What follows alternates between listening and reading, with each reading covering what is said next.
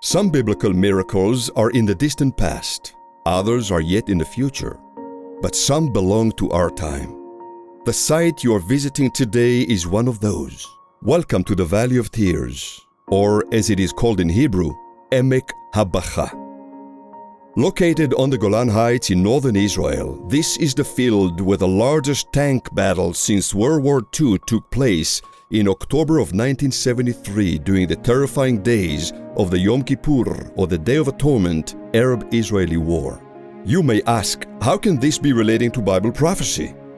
The Bible mentions many promises relating to the restoration of the people of Israel, restoration to the land, and restoration to their God. However, returning to the neglected and desolate homeland after a painful and debilitating 2,000-year exile is not a simple task that occurs overnight. These biblical prophecies required struggle, endurance, and sacrifice, and for many Israelis, this very site memorializes that fight. It was but 6 short years after the miraculous victory of the Six-Day War of 1967, and now Israel is under attack once again on the northern and southern fronts by the combined armies of Egypt and Syria with support from other Arab nations.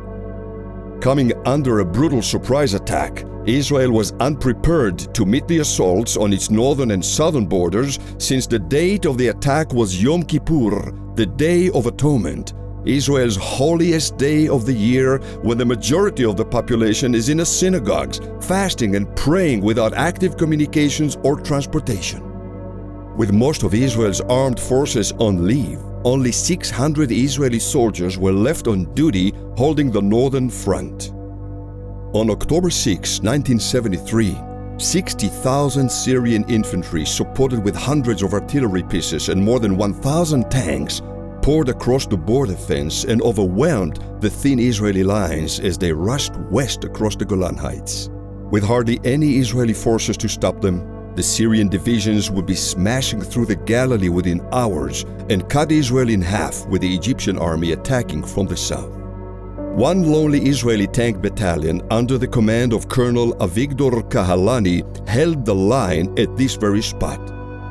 Undermanned, undergunned, short on ammunition and fuel, and cut off from any supply lines, they held this ground against overwhelming forces for 4 long days until reinforcements arrived.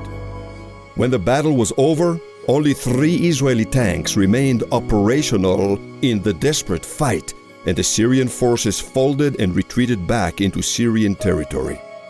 The victory was decisive but very costly. And this site memorializes not only this victory, but also the many who never returned home from the battle. This battle saved the northern front from collapsing, which saved the nation of Israel from sure destruction. And from that time forward, this battleground is simply known as Emek HaBacha, the Valley of Tears.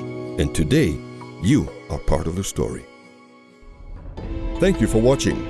If you want to watch the full version of this video or learn more about the site, click below.